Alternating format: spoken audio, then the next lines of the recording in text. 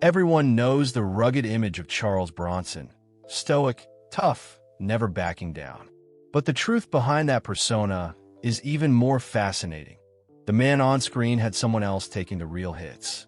That someone was stunt legend Kim Kahana, trusted to step into Bronson's world of danger so the star himself could remain safe. Kahana, a powerhouse in Hollywood stunt work, started working with Bronson as early as the Magnificent Seven. He wasn't just doubling for stunts.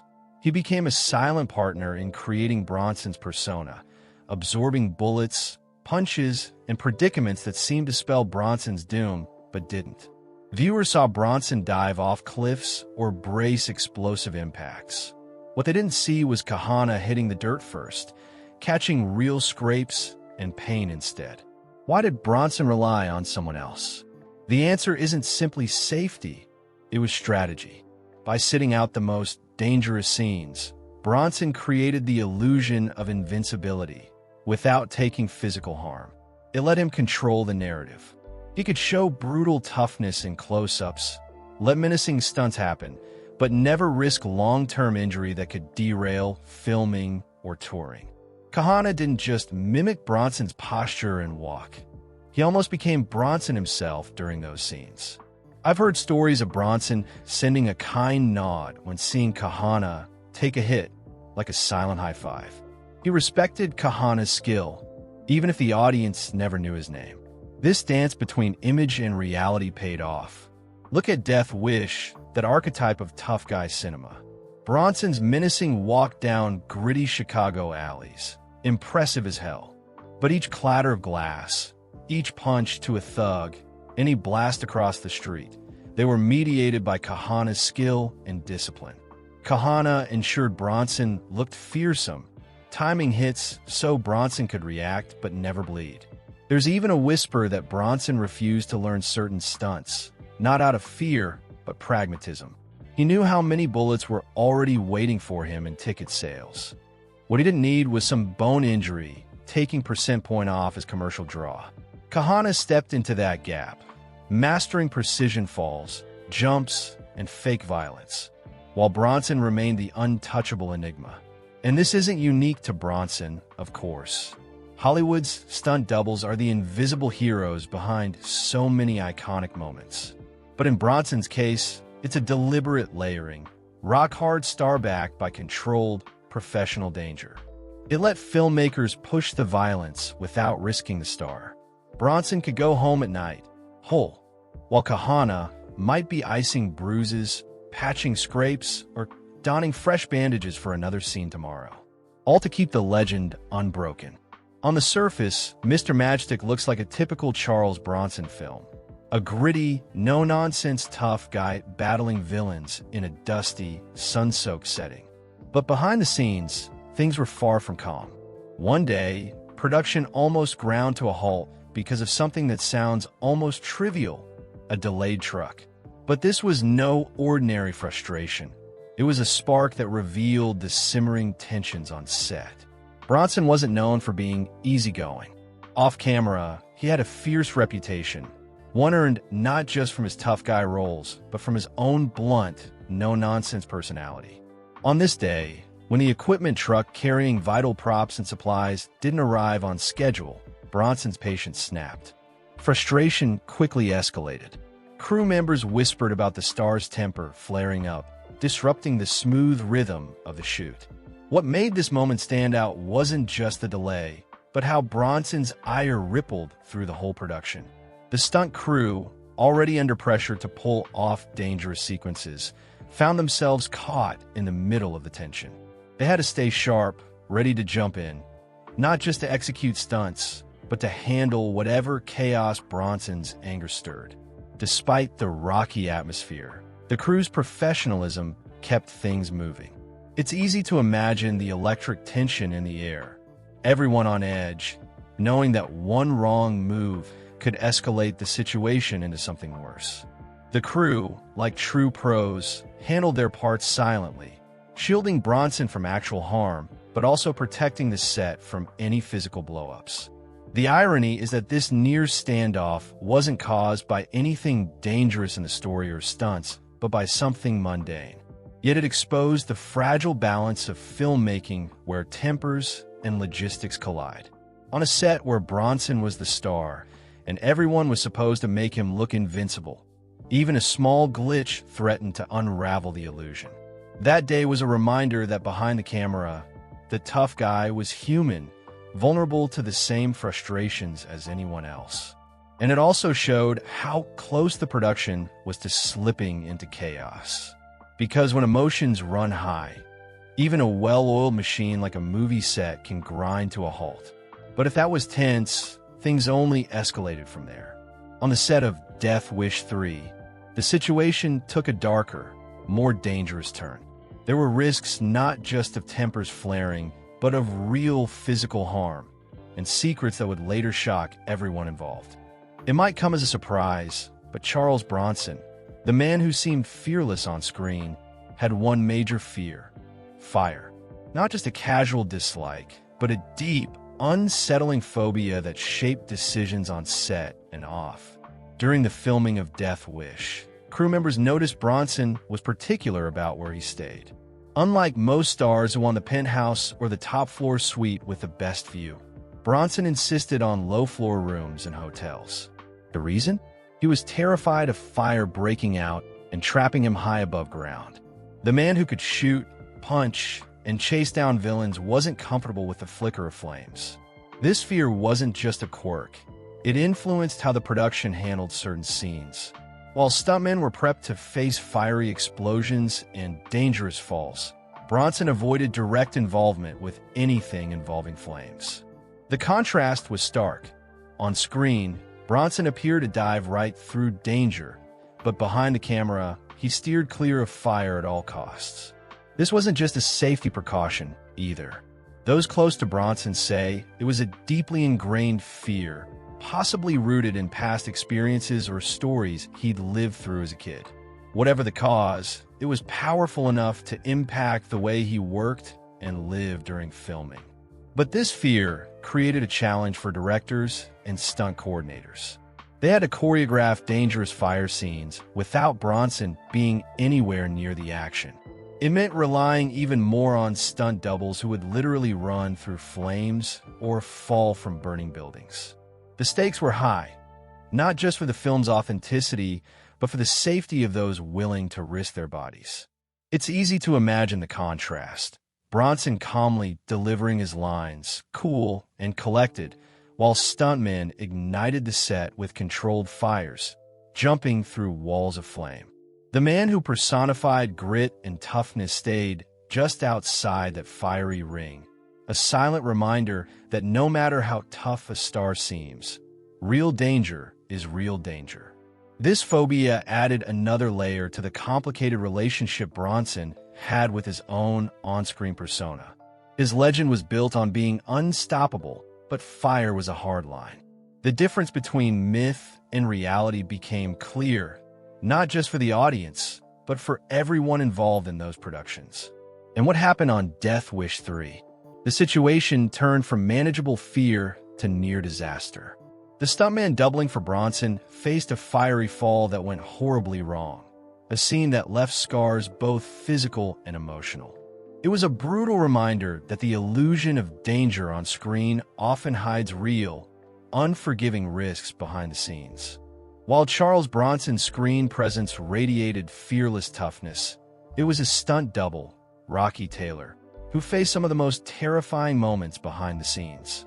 One stunt in particular during Death Wish 3 almost ended in tragedy, an incident that only surfaced years later, revealing just how close the crew came to disaster. The stunt was simple in concept, but deadly in execution. Taylor was to leap from a burning building, plunging several stories down to the ground. It was a high-risk scene, requiring precise timing and flawless execution. But what happened was anything but flawless. As the stunt unfolded, the fire roared hotter and faster than planned. Flames engulfed the set, and Taylor's jump was fraught with complications. He landed hard, sustaining multiple fractures, and was severely burned in the process. What made the situation worse was that the full extent of his injuries wasn't disclosed immediately. The incident was quietly covered up, buried beneath layers of Hollywood secrecy and the desire to keep production moving. Taylor's injuries were horrific: second and third-degree burns, broken bones, and the kind of trauma that can haunt a stunt performer for a lifetime. But despite this, he remained remarkably resilient, returning to work again after recovery. His commitment spoke volumes about the silent sacrifices stuntmen make, risking their bodies to create moments of cinematic magic that stars like Bronson benefit from without ever stepping near the danger. The incident also exposed a harsh truth about the industry at the time. Safety wasn't always the top priority. Productions often pushed limits to get the perfect shot, sometimes at the expense of stunt performers' health. Insurance, protocols, and safety nets were still evolving, and many dangerous moments were accepted as part of the job, unspoken and overlooked by audiences who saw only the finished film. Taylor's near-death experience wasn't just a personal crisis. It symbolized the blurred line between spectacle and real risk. Every stunt carried the chance that something could go horribly wrong, and sometimes it did. Interestingly, Bronson was completely removed from this peril. He watched the stunt from a distance, trusting Taylor to make the jump. It's a striking contrast. The star who looked fearless on screen, standing safely away while the real danger was faced by someone else. This stunt would later fuel rumors and whispers around the production. Stories passed quietly among crew members, but never publicly acknowledged. It added a dark shadow to the Death Wish legacy, a reminder that behind the explosions and action sequences were real people facing life-changing injuries. After witnessing the near-fatal stunt, Charles Bronson found himself facing another kind of shock, one that didn't come from flames or broken bones, but from a secret kept by the film's director, Michael Winner. Death Wish 3 was already controversial for its intense violence, but Bronson wasn't fully aware of how far Winner pushed the envelope until after filming wrapped. The director had quietly added extra gore to scenes without Bronson's knowledge, bloodier shots, more brutal injuries, and graphic details that weren't in the original script. Bronson was known for his professionalism and a certain code of conduct on set. He tolerated gritty violence as part of the role, but this sudden, unauthorized escalation crossed a line. When Bronson found out, it wasn't just disappointment. It was a breach of trust. He felt the director had exploited his name and reputation to deliver shock value, rather than meaningful storytelling. The extra gore sparked tension between Bronson and Winner, creating a rift that went beyond artistic differences. Bronson, who had carefully cultivated his tough guy image, didn't want to be associated with gratuitous violence that felt exploitative or cheap. The disagreement soured their working relationship and played a part in Bronson stepping back from projects that demanded heavy stunt work or extreme physical risk. For the audience, the violence made Death Wish 3 one of the most talked about films in the series. But behind the scenes, it stirred real conflict. Bronson's discomfort was a reminder that the man behind the legend had limits, boundaries he wasn't willing to cross, even for the sake of his signature roles. This clash highlighted a deeper struggle between artistic control and commercial pressure.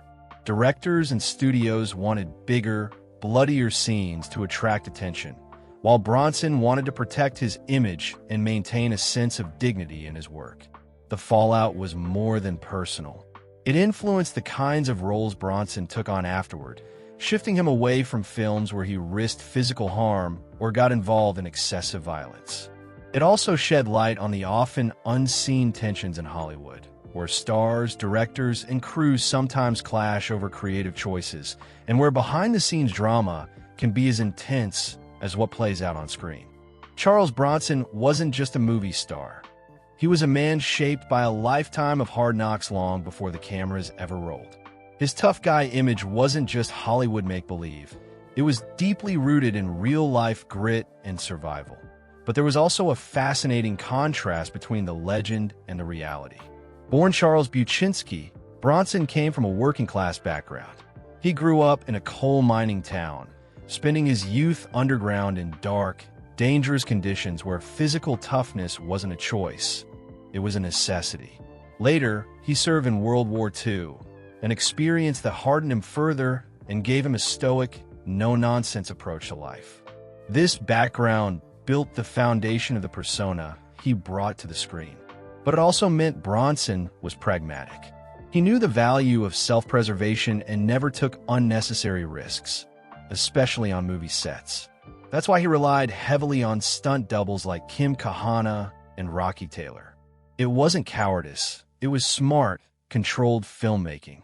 Behind the gravelly voice and piercing stare was a man who understood the costs of physical danger.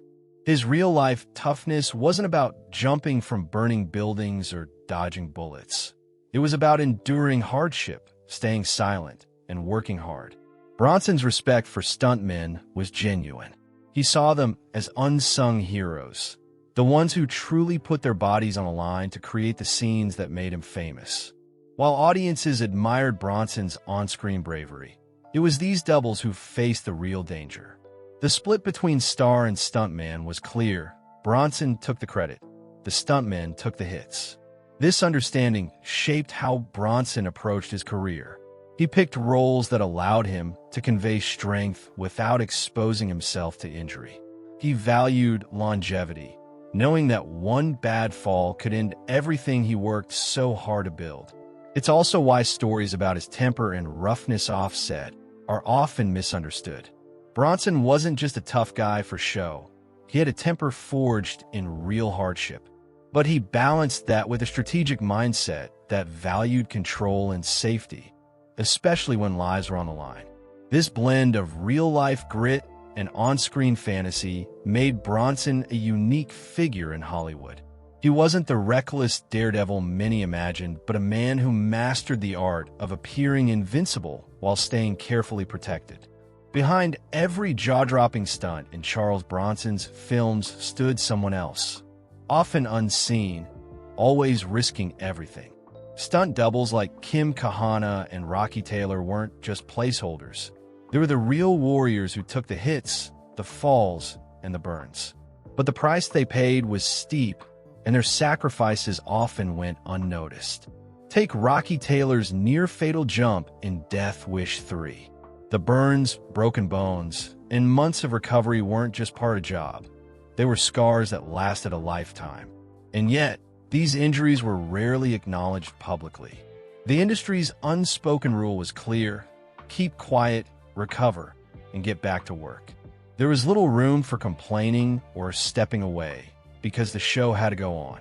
Kim Kahana, Bronson's longtime double, has shared stories about how many times he walked away from crashes and fights that could have easily ended his career, or worse. Stuntmen face danger every day, and while stars get the applause, they often get to go home unscathed. The stunt crew bears the true cost of making movies thrilling. What's more, stunt doubles often had to hide their injuries to keep working. Reporting a serious injury could mean losing a role or damaging future opportunities. It's a harsh reality that adds another layer of risk, not just physical, but professional and financial. Despite this, stunt performers carry a deep pride. They know their work is vital, and they take satisfaction in making scenes look authentic and exciting. But the emotional toll runs deep too. Watching the star get the credit while you hide in the shadows isn't easy. There's a quiet resentment mixed with respect, a complicated relationship with fame and danger. Bronson himself understood this dynamic. He respected his doubles immensely and tried to protect them whenever possible. But even with his support, the reality of their work remained brutal. These men put their lives on the line, so Bronson could remain the untouchable icon on screen. This price, physical pain, hidden scars, and lost recognition, is part of the dark underbelly of Hollywood action films. The audience gets adrenaline, the stars get fame, but stunt doubles pay the price in ways few ever see. Charles Bronson's near-death stunt on Death Wish 3 wasn't just a moment of danger. It was a window into the complex world behind the tough guy legend. What really happened on set reveals much more than action-packed thrills. It uncovers hidden fears, real sacrifices, and the blurred lines between myth and reality. Bronson's fear of fire, the stuntman's horrific injuries, and the behind-the-scenes conflicts all paint a vivid picture of a film industry where danger is real and trust is fragile. The man who looked unstoppable on screen carefully guarded himself from harm, while others stepped into the flames and took the hits that built his legend. This story shines a light on the invisible heroes, the stunt doubles, who risked everything to make those iconic moments possible. Their scars tell a different tale than the final cut, one of pain and resilience behind the camera's glare. Without their bravery, Bronson's roles wouldn't have the same raw power, and audiences might never have believed in the unbreakable characters he portrayed. Bronson's complicated relationship with violence and risk reminds us that even the toughest stars have limits. His silent respect for his stunt doubles and the boundaries he set for himself show a man who understood that survival wasn't just about looking fearless. It was about knowing when to step back. Looking back, the near-death stunt serves as a powerful symbol of the price of action cinema, a reminder that behind every explosion and daring leap are real people, real fears, and real costs. It challenges the way we view heroism on screen, encouraging us to appreciate not just the stars, but the countless others who make movie magic happen. So next time you watch a Charles Bronson film, remember the story behind the stunts, the tension, the fear, and the sacrifices that stayed off-screen. The legend is more than just the tough guy you see. It's the sum of many lives, risks, and untold stories. And maybe, just maybe, that's what makes Bronson's legacy burn brighter than any stunt gone wrong.